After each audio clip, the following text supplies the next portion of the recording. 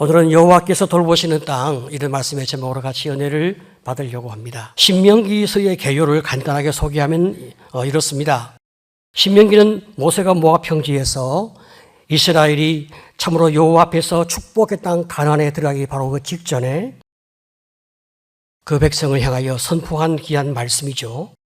이 시기는 출애굽 이후 40년이 지난 그 해였습니다. 신명기 전체는 모세의 설교 3편이 이렇게 잘 구성이 되어 있어요. 그 내용은 광야 40년의 역사를 돌아보면서 앞으로 약속의 땅 가나안 땅에 들어가야 되어지면 너희가 어떤 삶을 살아가야 한다 하는 그 내용을 이제 말씀하고 있습니다. 여러분, 사람은 누구나 잘 먹고 잘 살고 싶어 합니다. 가장 기본적인 인간의 본능이면서 욕구가 바로 이런 생존에 대한 문제죠. 하나님께서 이 욕구가 채워지지 못하면 어떻게 하나 하는 불안과 염려와 걱정을 안고 있는 이스라엘 백성을 향하여 가나안 땅의 풍요함으로 이 모든 문제를 해결해 주고 싶어 하십니다. 가나안 땅은 하나님이 약속하신 축복의 땅이고, 이 축복은 오래오래 계속 누려가기 위해서는 하나님 말씀에 절대적으로 순종해야 함을 하나님이 다시 한번 강조하시는 거예요. 신명기 11장 8절을 보게 되어지면 그러므로 너희는 내가 오늘 너희에게 명하는 모든 명령을 지키라. 그리하면 너희가 강성할 것이요 너희가 건너가 차지할 땅에 들어가서 그것을 차지할 것이며, 하나님께서 이스라엘 백성을 향하여 준비하고 그들에게 주마 약속하신 이 가나안 땅이 얼마나 멋진 땅이고 얼마나 매력이 있는 땅인지 하나님은 2가지로 간략하게 설명하시는데, 첫 번째는 이 가나안 땅은 젖과 꿀이 흐르는 땅이다, 이런 말씀을 주님이 하시는 거예요. 우리가 다 잘 알고 있는 말씀이잖아요. 11장 9절을 보게 되어지면 또 여호와께서 너희의 조상들에게 맹세하여 그들과 그들의 후손에게 주리라고 하신 땅, 곧 젖과 꿀이 흐르는 땅에서 너희의 날이 장구하리라. 참, 여러분, 얼마나 멋진 땅입니까? 가나안 땅은 젖과 꿀이 흐르는 풍성한 땅이었어요. 이것을 좀 다르게 설명한다면 이렇게 제가 말씀드릴 수 있습니다.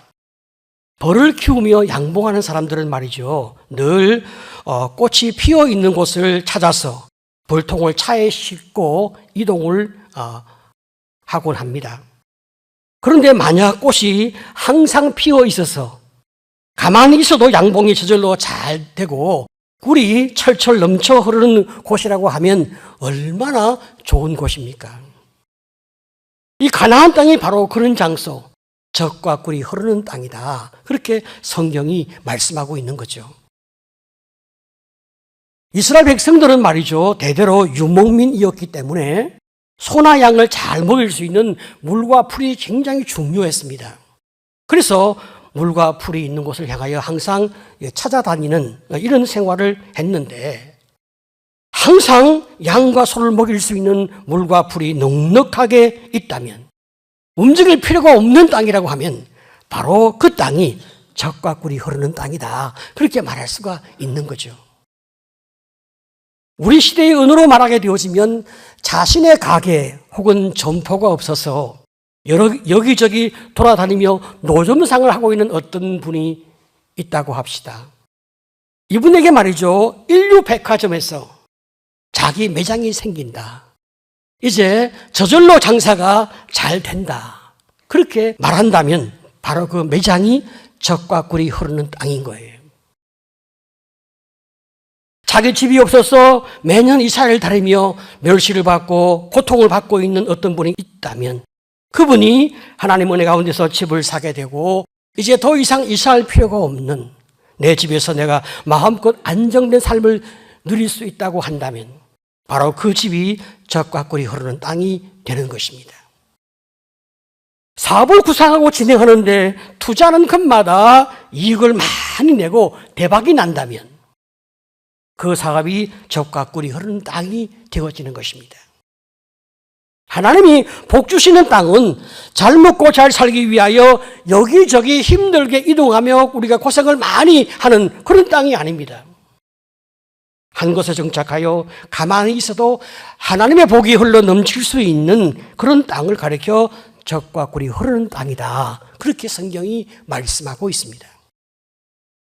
하나님이 주시는 땅은 이렇게 풍요한 땅이기 때문에 우리가 가서 취하기만 하면 되는 것입니다. 오늘 여러분, 우리가 이런 축복 누리며 사시기를 간절히 축복합니다. 아멘. 자, 그러면 이 가나안 땅은 두 번째 어떤 매력이 있는 땅인가? 하늘의 비를 흡수하는 땅이다. 그렇게 성경이 말하고 있습니다. 신명기 11장 10절을 보게 되어지면 내가 들어가 차지하려 하는 땅은 내가 나온 애굽 땅과 같지 아니하니 거기에는 너희가 파종한 후에 발로 물대기를 채소밭에 댐과 같이 하였거니와 너희가 건너가서 차지할 땅은 산과 골짜기가 있어서 하늘에서 내리는 비를 흡수하는 땅이요. 이스라엘 백성들은 말이죠, 애굽 땅을 최고의 땅이라고 생각을 했거든요. 그러나 사실 애굽은 비가 잘 오지 않는 건조한 땅이었습니다. 그래서 애굽에서 농사를 짓기 위해서는 애굽의 젖줄이라고 할 수 있는 나일 강물, 그 강물을 저수지로 끌어 들여와서 그리고 그 물을 발로 펌프질을 계속해서 밭에 물을 공급함으로 농사를 짓게 되었어요. 한편으로 생각하면 물을 펌프질해서 이제 계속 펌프질을 함으로 말미암아 농사를 지어야 하기 때문에 그 과정이 고생스럽고 힘이 든 것은 사실입니다. 그렇지만 자신들이 노력한 만큼 정직하게 대가를 얻을 수 있는 땅이 애굽 땅이었습니다. 그렇지만 가나안 땅은 차원이 다른 땅이죠. 하늘이 비를 주면 산이나 골짜기 전체가 빗물을 흡수해서 샘이나 시내로 물이 흐르게 되어지기 때문에 물대기를 하는 수고를 할 필요가 없는 것입니다. 하나님이 은혜를 주시는 땅인 거예요. 자, 그러니까 비가 오면 이 가나안 땅은 말이죠, 농사가 저절로 잘 되는 땅이었습니다. 사람이 심고 가꾼 이후에 이제 기도하면서 비를 기다리게 되어지면 하나님이 비를 풍족히 넉넉히 주시기 때문에 농사는 잘 될 수밖에 없는 것입니다. 그렇지만 만약 비가 안 오면 어떻게 되는가? 사실 그런 걱정을 할 필요가 없다는 거예요. 가나안 땅은 하나님이 돌보시는 땅이기 때문입니다. 신명기 11장 12절은 뭐라고 말씀합니까? 내 하나님 여호와께서 돌봐 주시는 땅이라 연초부터 연말까지 내 하나님 여호와의 눈이 항상 그 위에 있느니라. 하나님은 전능하시고 불변하시는 하나님이시기 때문에 하나님 앞에서 하나님이 약속하신 약속은 그대로 이루어진단 말이죠. 그러니까 이스라엘 백성이 비가 안 올까 봐 걱정하고 두려워할 필요가 없는 거죠. 비는 사람이 내리는 것이 아니고 사람이 어떤 수고를 해서 비를 얻는 것이 아니라 하나님이 비를 주신단 말이죠. 그러니까 하나님을 의지하고 하나님만 섬기게 되어지면 하나님이 이른 비와 늦은 비를 적절하게 주셔서 풍요롭게 해 주신다 말씀합니다. 11장 14절을 보면 여호와께서 너희의 땅에 이른 비 늦은 비를 적당한 때에 내리시니 너희가 곡식과 포도주와 기름을 얻을 것이요. 자, 이른 비는 씨를 뿌릴 때 내리는 비고 늦은 비는 추수 전에 내리는 비입니다. 이른 비와 늦은 비가 적절하게 잘 내려야 농사가 잘 되는 것입니다. 그런데 비는 사람이 노력해서 얻는 게 아니잖아요. 하나님이 주시는 거니까 우리는 그저 주님의 은혜 가운데서 살게 되어진단 말이죠. 이것이 가나안 땅에 사는 성도의 축복이란 말이죠. 하지만 우리는 여기서 한 가지 고민이 생기는 거죠. 그것은 차라리 우리가 노력한 만큼 열매를 거둘 수 있는 애굽 땅이 더 낫지 않을까, 이런 생각이 들 때가 있습니다. 하나님 믿고 살아가기에는 너무나 불안할 수 있지 않을까, 이런 이제 걱정과 불안이, 불신이 우리 마음 가운데서 슬그머니 일어날 수 있습니다. 하지만 생각해 보게 되어지면 이스라엘 백성들은 애굽 땅에서 노예 생활을 해왔기 때문에 자신의 소유가 없었어요. 죽도록 일을 해도 겨우 먹고 사는 문제를 조금 해결할 수 있을 뿐이지 그들은 어떤 것도 자기 것으로 가질 수가 없었습니다. 그리고 병들고 약해지면 버려지는 것이 그들이 사는 삶의 방식이었습니다. 너무나 참 비참하고 어려운 삶을 그들은 살았습니다. 그러면 어떤 분은 이렇게 생각할 수도 있습니다. 하나님이 복 주셔서 이스라엘이 애굽의 노예가 아니라 처음부터 애굽 사람으로 살았으면 얼마나 좋았을까, 이런 생각을 하는 거예요. 그렇다면 그냥 수고한 만큼 먹을 수 있는 그런 수준, 대가를 얻으면서 살아갈 수 있는 그런 수준의 삶을 내가 살지 않겠나, 그렇게 생각을 하게 되는 경우입니다. 이렇게 생각하면 그 말도 틀린 말은 아닙니다. 맞는 말이에요.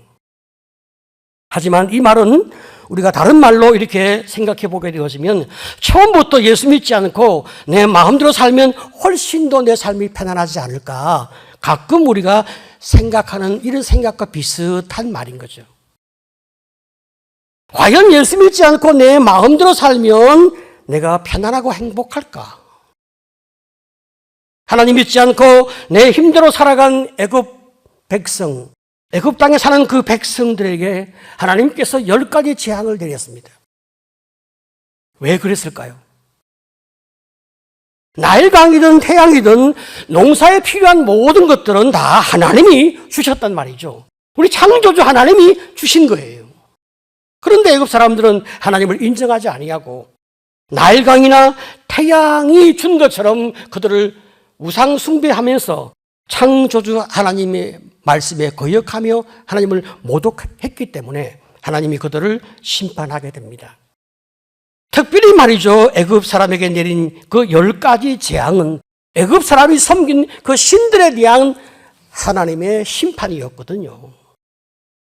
그러니까 수고한 만큼 열매를 얻는 땅이라 할지라도 하나님을 섬기지 않는 애굽 땅은 사실 저주받은 땅이었단 말이에요. 어찌 그 땅에 사는 것이 행복이 될 수 있겠습니까? 우리 하나님은 이스라엘 백성들에게 자기 힘으로 사는 교만한 애굽 땅이 아니라 적절하게 비를 내려주시는 하나님을 바라보며 살아가는, 풍요하게 복을 누리며 살아갈 수 있는 가나안 땅을 하나님이 선물로 주려 하시는 거예요.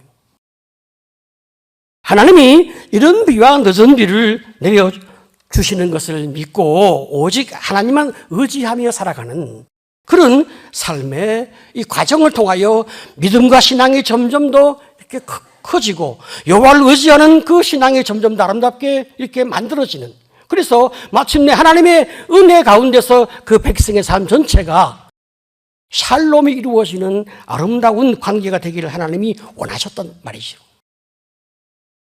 그런데 가나안 땅 역시 이미 바알 숭배가 가득한 땅이었던 거예요.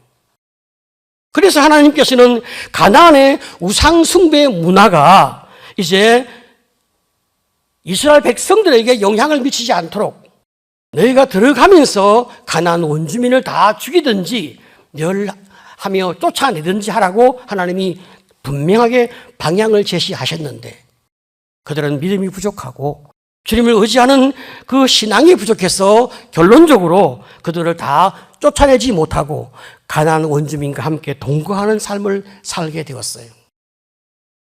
그 결과 가나안의 우상 숭배 문화가 점점점 이스라엘 백성들에게 전염이 되기 시작했습니다. 여러분, 이것이 인생의 한계가 아니겠어요? 사람은 죄성이 있으니까 완전히 죄의 영향력에서 다 벗어나지 못한단 말이죠. 어떤 사람이라도 사람은 다 우상 숭배를 하고 있거든요. 그러니까 우상 숭배가 없는 땅은 이 땅이 없기 때문에 우리가 그런 많은 유혹을 받을 때마다 하나님 의지하면서 믿음의 삶을 살아가고 주의 말씀에 순종하면서 나를 지켜 주님과 내 관계가 축복의 관계가 되도록 이끌어갈 신앙의 책임이 그에게 있단 말이죠. 우리 자신에게 있거든요. 하나님께서 아담과 이브가 살고 있는 에덴 동산에 하나님이 선악과를 두시고 뭐라고 말씀하십니까? 모든 것을 다 먹되 선악과 열매는 먹지 말라. 그렇게 말씀을 하셨거든요. 아예 선악과가 없는 그런 에덴이 아니라 선악과를 두고 이것만은 너희가 먹지 말아라. 제한을 둔단 말이죠. 그러면 하나님과 또 아담과 이브의 차이가 분명하지 않습니까? 나는 피조물이기 때문에 창조주의 명령을 순종하고 그 말씀에 복종하는 것이 내 인생과 내 삶에 형통합니다. 그렇게 생각하고 하나님 명령에 순종해서 그거 안 먹고 다른 모든 걸 다 먹으면 되는데 주의 말씀에 스스로 자유의지가 있고 선택의 능력이 있음에도 불구하고 선악과를 따먹는 선택을 인간이 하지 않습니까? 참 이것이 너무 안타까운 인간이 가지고 있는 삶의 경향성이거든요.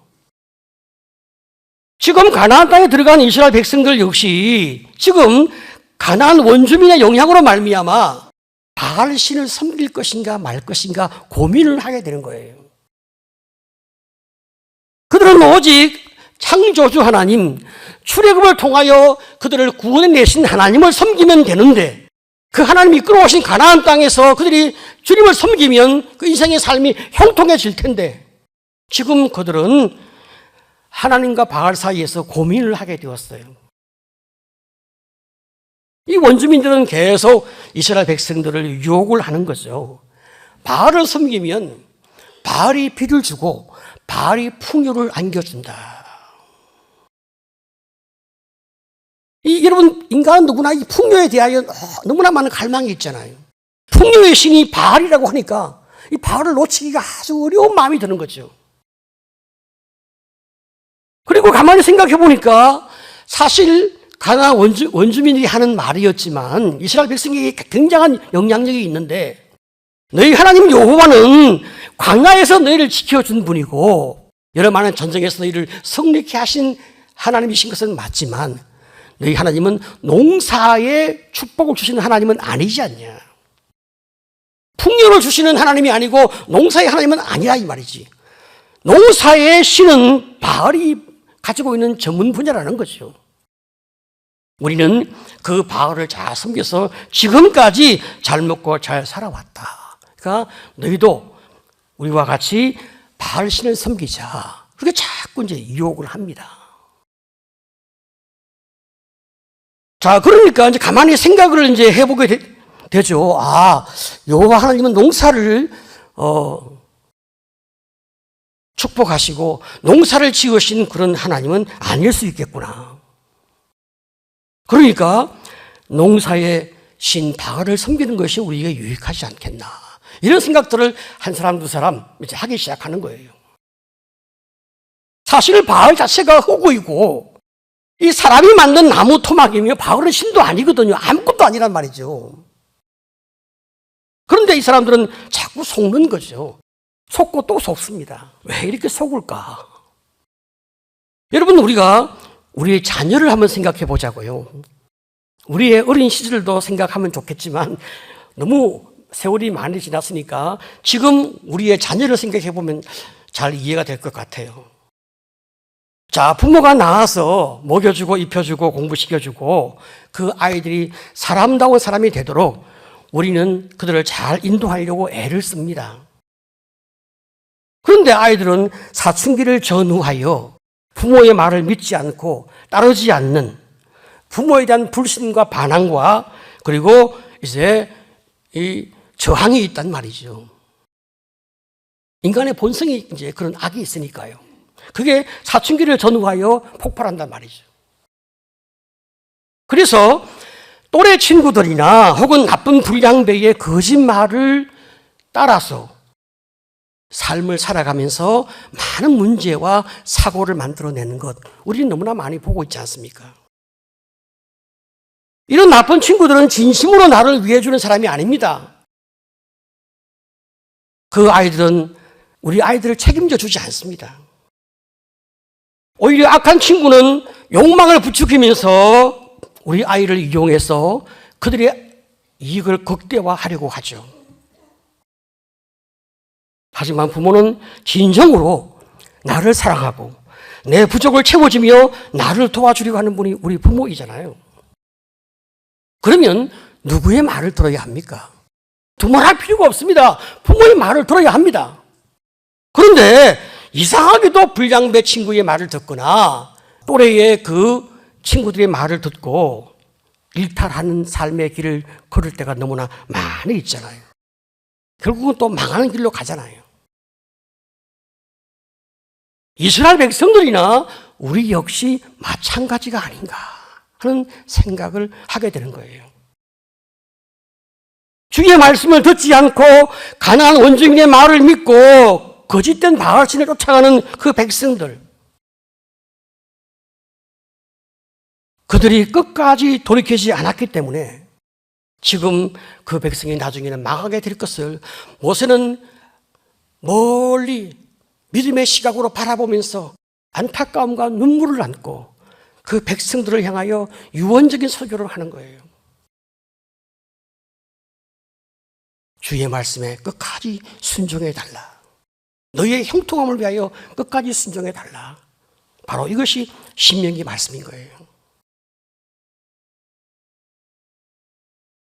하지만 정말로 하나님만 믿고 비를 기다리면 될까? 가나안 땅에서 오랫동안 농사를 지으며 살아왔던 사람들이 섬겼던 바알 숭배, 우리가 정말로 외면해도 괜찮을까?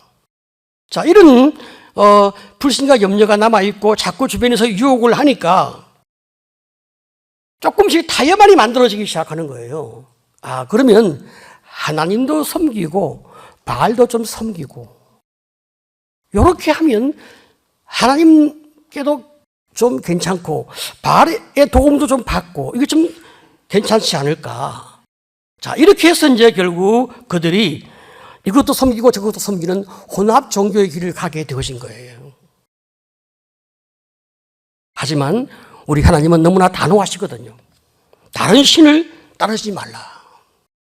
신명기 11장 28절에 너희가 만일 내가 오늘 너희에게 명령하는 도에서 돌이켰더나 너희 하나님 여호와의 명령을 듣지 아니하고 본래 알지 못하던 다른 신들을 따르면 저주를 받으리라.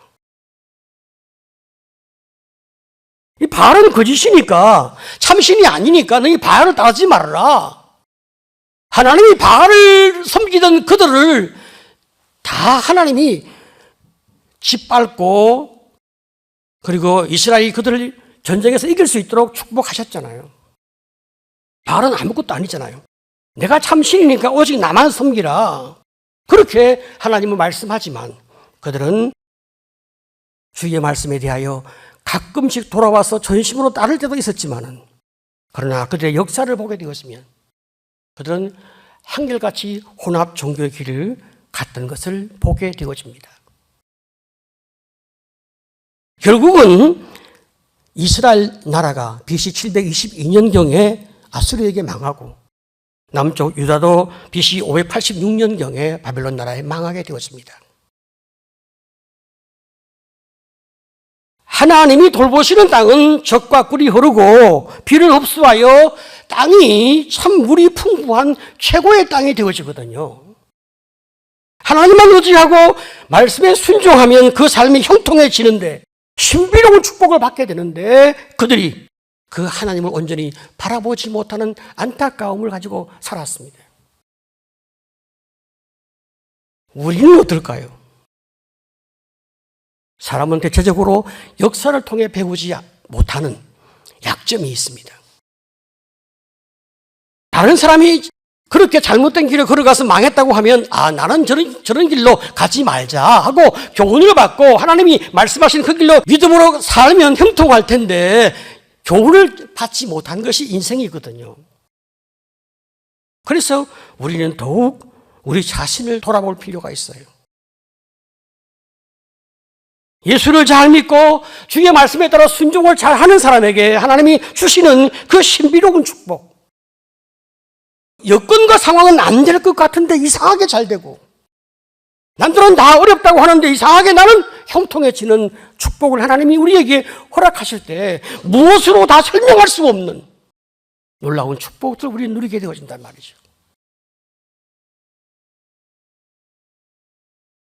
하지만 믿음이 없이는 이런 유혹들을 끝까지 이겨내기 어렵고 내 마음 가운데 있는 불신과 혹은 어떤 저항에 대하여 반항에 대하여 내가 나를 다스리기가 어려워지는 거예요. 그래서 우리는 계속 믿음을 키워가기 위해서 노력할 필요가 있습니다. 믿음이 어떻게 만들어집니까? 믿음은 말씀을 들으면서 난단 말이죠. 자, 로마서 10장 17절. 믿음은 들으면서 나며 들음은 그리스도의 말씀으로 말미암는다. 우리가 말씀을 계속 경청하고 말씀 중심의 삶을 살고 말씀이 내 삶을 지배하고 이끌어가도록 우리가 노력할 필요가 바로 여기에 있잖아요. 믿음이 아무리 우리가 견고하게 있어도 세상에서 어떤 유혹이나 어떤 충격이 오게 되었으면 한순간에 확 꺾여지거나 순간 귀청거려지는 것이 우리 인생이기 때문에 우리는 더더욱 주님 나라에 가는 그날까지 말씀의 훈련이 더 많이 우리에게 필요한 거예요. 얼마나 말씀의 훈련이 우리에게 많이 필요한가? 신명기 11장 18절 이하를 보게 되었으면 이렇게 많이 강조하고 있습니다. 다 같이 자 시작. 이러므로 너희의 마음과 뜻에 두고 또 그것을 너희의 손목에 메어 기호로 삼고 너희 미간에 붙여 표를 삼으며 또 그것을 너희의 자녀에게 가르치며 집에 앉아 있을 때든지 길을 갈 때든지 누워 있을 때든지 일어날 때든지 이 말씀을 강론하고 또 내 집 문설주와 바깥문에 기록하라. 여러분 한순간이라도 말씀을 놓치지 않도록 내 손목에 내 미간에 문설주에 곳곳에 다 말씀을 기록해서 말씀 중심의 삶을 살도록 그렇게 노력하라는 거잖아요. 특별히 말이죠. 우리 자녀에게 말씀에 대하여 얼마나 많이 가르쳐야 하는지 성경은 곳곳에서 계속 말하고 있습니다. 그런데 안타깝고 참 답답한 것은 어떤 부모는 말이죠. 자녀를 망하는 길로 인도를 하는 거예요. 믿음이 견고하지 않은 예수를 믿는 분들 가운데서 어떤 분들은 주일날 이제 시험이 가까워져 오는 그런 자녀, 중간고사, 기말고사 이럴 때 교회 가지 말고 학원에 가라고 하거나 또 가위를 붙이거나 이렇게 해서 하나님 앞에 가서 은혜를 입게 하기보다는 네가 더 노력해서 실력을 키우라고 이야기한단 말이죠. 인간적으로 보면 그게 낫지 않을까 하는 생각도 듭니다. 그러나 여러분, 하나님 뭐라고 말씀합니까? 그런 방법이 바로 바알신, 하군신을 섬기게 하는 방법이란 말이죠. 하나님을 의지하는 그 방법으로 내가 살아가는 것이 아니라 주일을 범하면서 내가 그 주일까지도 세상적 어떤 성공을 위해서 내가 수고해야 되는 이게 내가 이 땅에서 살아가는 삶의 방식이고 성공의 방식인 것을 내게 그 부모가 가르친다면 여러분 이것이 그 자녀에게 어떻게 형통함의 길로 이끌어 갈 수가 있겠습니까? 이런 가치관이 바로 혼합주의 가치관이고 혼합주의 종교거든요. 이것은 시간이 흐르면 흐를수록 우리 자녀에게 바알 신앙, 바알 신을 섬기게 만들어주는 결과에 지나지 않습니다. 참 어렵고 쉽지 않은 유혹을 많이 받는 우리의 삶의 길에서 하나님이 보장하신 그 축복을 우리의 축복으로 하기 위해서 우리는 어떤 삶의 방향을 가져야 할까? 이 고민을 하면서 저는 이 말씀 적용을 위해서 임영서라고 하는 분이 자기 어머니에게 배운 삶의 지혜를 고백할 때 참 많이 마음에 감동이 되었습니다. 임영서라고 하는 분은 죽 이야기라고 하는 이 프랜차이즈 사업을 시작을 해서 지금까지 성공적으로 잘 해오고 있습니다. 이분은 어린 시절 너무나 가난하고 너무나 힘들게 살아서 중학교 1학년 때 가난과 무식은 나에 대해서 끝을 낸다 하는 삶의 목표를 정하고 열심히 정말 고학하면서 살았어요. 학비를 벌면서 정말 열심히 애를 써서 살았는데 그 어머니가 신앙이 아주 좋은 분이었어요. 하루는 어머니가 밥상에서 같이 밥을 먹는데 아들에게 젓가락을 한번 세워보라고 이야기한 거예요.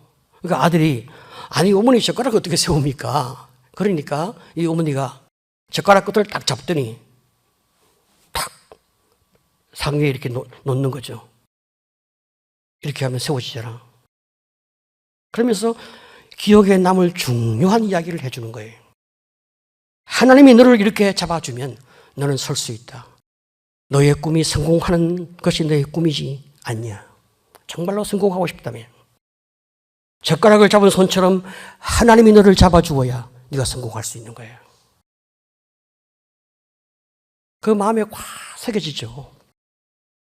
중학교 2학년 때 아르바이트로 이제 산 꼭대기에 있는 숯가마에서 숯을 이제 지게에 짊어지고 낯선 곳으로 이동하는 것이 이 아이가 이제 받은 일이었어요. 그 일을 열심히 하는데 어느 날 날이 어두워도 아이가 내려오지 아니하니까 이 어머니가 걱정이 되어서 산으로 올라가게 되었어요. 한참 올라가다가 마침 지게를 짊어지고 내려오는 아들을 만나게 됩니다. 아들이 엄마를 보고 반가워서 잠시 지게를 내려놓고 엄마와 대화를 하고 난 다음에 이제 다시 지게 작대기를 잡고 일어서려고 하는데 어머님께서 아들에게 그 지게 작대기를 잠깐 나에게 다오 그렇게 이야기하는 거죠. 그러니까 아들이 지게 작대기를 엄마에게 잠깐 줬어요. 그리고 이제 쓰려고 응고추춤해서 이제 가마를 짊어지고 있는데 어머니가 계속해서 가만히 지게 작대기를 잡고 가만히 계신 거예요. 아들이 짜증이 나지 않습니까? 지금은 무거워 죽겠는데 빨리 달라고 요청하니까 어머니가 아들에게 지게 작대기를 주면서 이렇게 이야기를 하는 거예요. 지게 작대기가 없으니까 일어나기 힘들지. 지게를 지르면 반드시 이것이 필요하다는 것 너도 잘 알지 않냐. 그걸 잡아야 일어설 수 있으니까.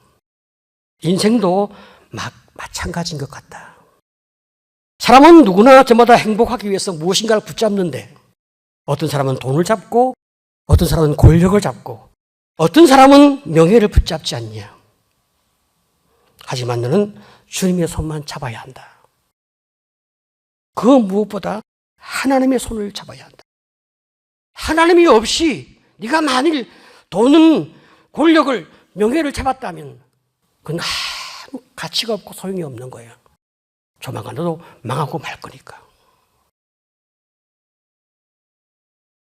어머니가 하나님에 대하여 이 아이의 가슴에 심어주고자 했던 그 처절한 노력 때문에 이분은 어머니의 가치관을 가슴에 담고 믿음과 신앙으로 그의 삶을, 그의 사업을 아름답게 일으켜 가고 있습니다. 이제 말씀을 정리하려고 합니다. 애굽 땅은 오직 자기 노력으로 사는 땅입니다. 내 힘으로 잘 살 수 있을 것 같지만 궁극적으로 하나님의 심판이 임하게 되는 땅입니다. 가나안 땅은 하나님이 돌보시는 축복의 땅이 맞습니다. 그런데 젖과 꿀이 흐르는 최고의 땅이라 할지라도 세상에 속아서 바알을 섬기거나 바알과 하나님을 동시에 섬겨 나가는 혼합 종교의 길을 가고 있다면 역시 그 결론은 망하게 될 거예요. 오직 하나님만 의지함으로 여호와께서 돌보시는 땅에서 내가 형통해지고 나 때문에 우리 자손과 우리 가문 내 주변의 사람이 형통해지는 이런 귀한 축복의 길을 갈 수 있도록 하나님 내가 한평생 하나님 앞에서 은혜를 입게 하옵소서. 이 고백이 여러분 모두의 고백 되시기를 간절히 축복합니다.